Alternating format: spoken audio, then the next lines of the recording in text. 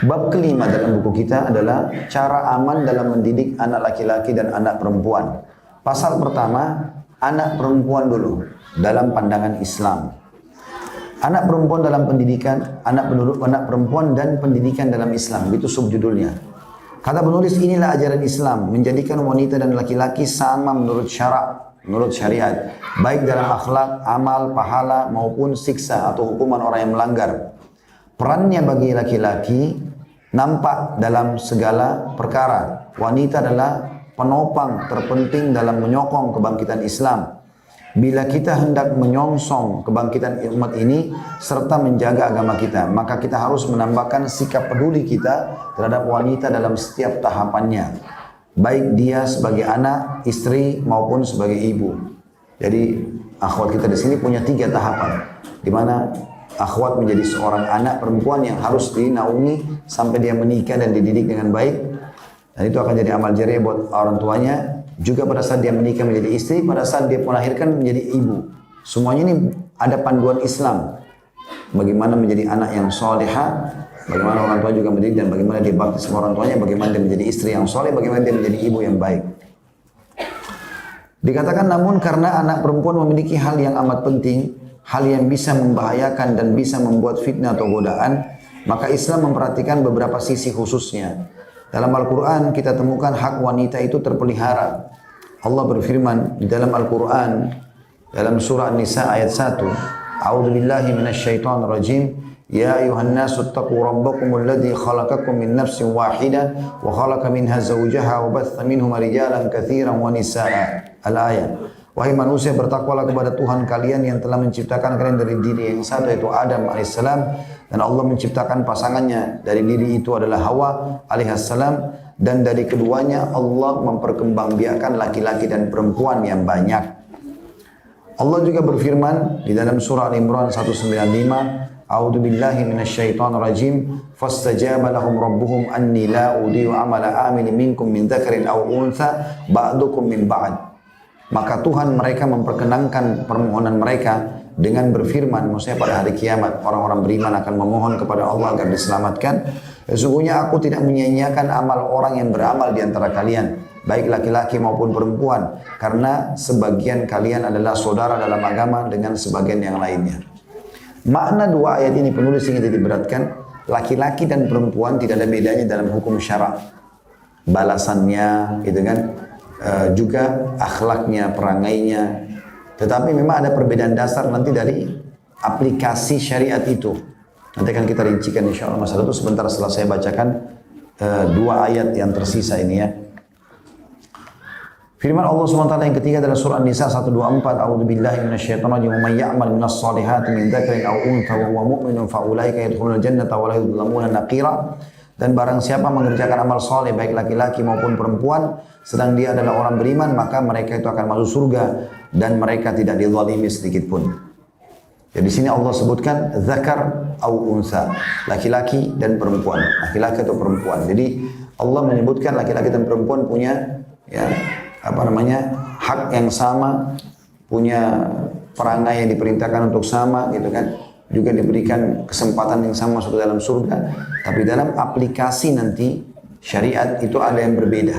Bagaimana nanti kita jelaskan insya Allah. Saya bacakan dulu 1 ayat lagi ini, surah Al-Ahzab ayat 35 baru saya jelaskan insya Allah. A'udzu billahi minasyaitonir rajim. Innal muslimina wal muslimati wal mu'minina wal mu'minati wal qanitina wal qanitati was sadiqina was sadiqat.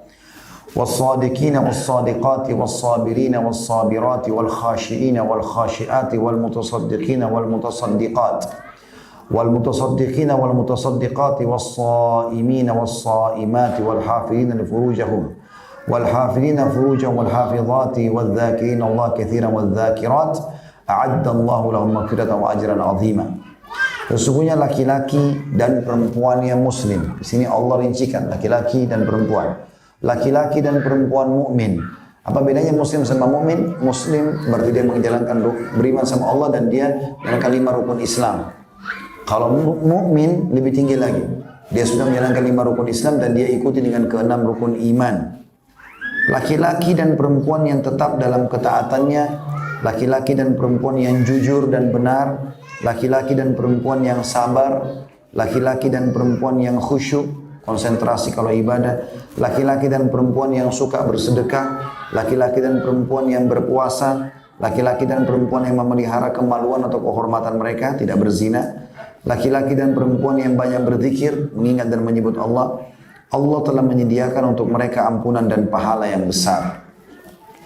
Jadi yang ini ditimpalkan oleh penulis ini teman-teman sekalian, ya bahwasanya kita disamakan laki-laki dan perempuan. Ini menandakan perempuan punya kedudukan di sisi Islam, gitu ya. Hanya saja ada aplikasi syariat yang berbeda. Seperti misalnya wanita kalau lagi haid dan nifas tidak sholat, ya, dan tidak diganti sholat itu.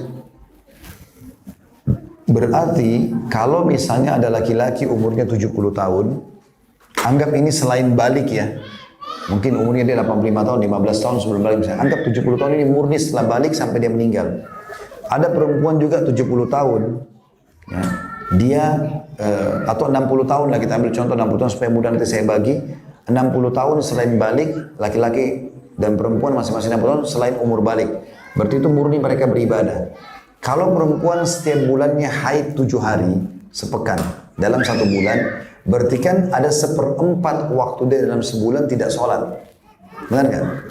Nah, kalau kita kali ke 60 tahun itu, berarti sebenarnya 1/4 dari 60 itu, perempuan tidak sholat. 15 tahun berarti. Ya kan? Kan 60 bagi 4, 15 kan? Berarti kalau kita hitungan manusia, laki-laki 60 tahun sholat full, karena nggak ada haidnya, wajib sholat. Sakit pun selama dia hidup, medan perang pun, lagi stroke dirancang pun sholat walaupun dengan isyarat matanya. Perempuan, ya, walaupun dia sehat, tapi haid nggak boleh sholat. Dan itu misalnya terjadi yang normalnya kan 1 minggu haidnya. Kita hitung yang normal. Berarti kalau kita hitung laki-laki 60 tahun, perempuan 60 tahun, jumlah sholatnya lebih banyak siapa? Laki-laki. Bedanya 15 tahun loh. Tapi pertanyaan, apakah perempuan lebih sedikit pahalanya? Gitu. Jawabannya tidak. Kenapa tidak? Karena Allah memberikan mereka pahala dari pekerjaan yang lain untuk menutupi itu. Seperti misalnya hamil, laki-laki biar nangis darah nggak bisa hamil kan? Itu ada pahala sendiri kalau dia ikhlas. Melahirkan, sampai kalau mati melahirkan mati syahid, laki-laki tidak mungkin bisa melahirkan. Biar dia operasi kelamin 70 kali, tetap saja nggak bisa. Gitu kan? Karena memang Allah sudah atur begitu, gitu kan? Maka ada ibadah-ibadah yang dia bisa dapatkan, laki-laki yang bisa dapatkan. Itulah yang disebutkan dalam hadis riwayat Al-Hakim. Seingat saya pernah saya sampaikan riwayat ini, tapi saya ingatkan lagi. Ada seorang wanita datang di masjid lalu mengatakan, ya Rasulullah, saya utusan seorang wanita di Madinah, semua wanita di Madinah. Saya mau bertanya, boleh? Kata Nabi SAW, boleh, silakan. Kalian kaum laki-laki sholat berjamaah di masjid. Kalian mencari nafkah buat kami. Kalian mengantar jenazah. Kalian juga jihad di jalan Allah. Sementara kami perempuan mengurus rumah kalian, mengurus anak-anak kalian, cuci baju lah, siapin makan segala macam, dan juga menjadi tempat syahwat kalian. Pertanyaan saya Rasulullah, pahala kami dan kalian sama nggak? Kan berbeda. Laki-laki cari nafkah dulu, perempuan urus anak di rumah. Laki-laki sholat berjamaah di masjid, perempuan sholat di rumah, gitu kan?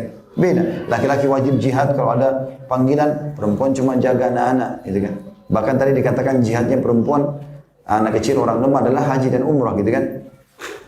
Sama nggak pahalanya? Nabi SAW balik kepada arah laki-laki, sahabat-sahabat lalu berkata, ada nggak pertanyaan lebih penting dalam Islam daripada ini? Maka semua diam.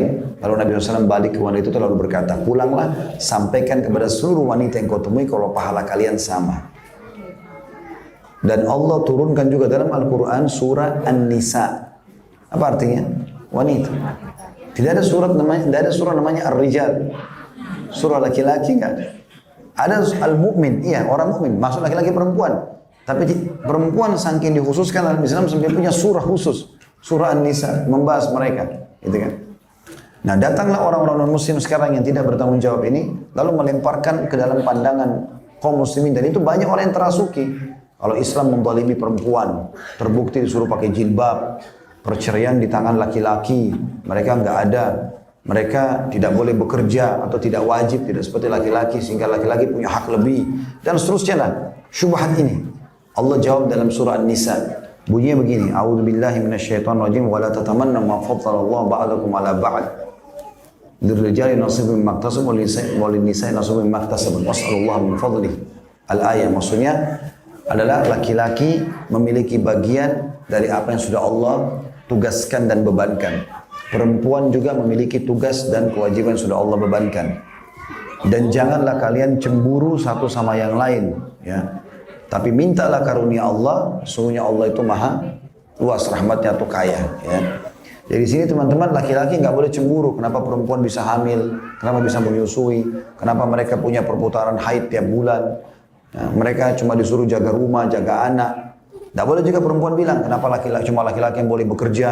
Kenapa mereka yang boleh berjihad? Kenapa begini begitu? Allah bilang, jangan kalian saling cemburu satu sama yang lain.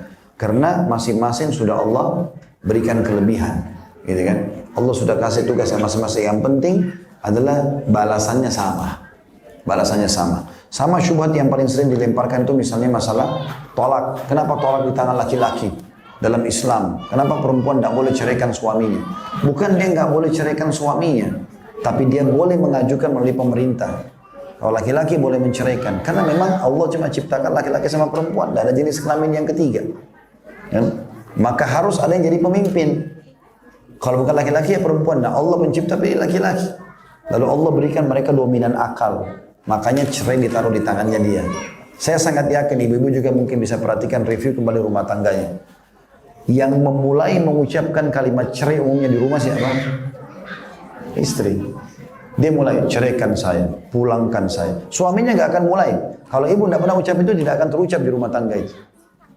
Nanti suaminya sudah sering dengar, baru dia bilang, ya sudah pulang saja. Sering kali kalau diucapkan pasti masih dirayu, diucapin. Karena memang pakai akal laki-laki. Ibu belum berpikir, ibu baru berpikir dari sini keluar ke pintu, laki-laki sudah pikir dari sini ke halaman masjid. Jauh pikirannya karena pakai akal. Makanya tidak dijatuhkan tolak. Kalau cerai di tangan ibu, satu hari ibu ceraikan suaminya 10 kali. Telat antar ke pasar, saya ceraikan kamu. Uang nafkah telat, saya ceraikan kamu.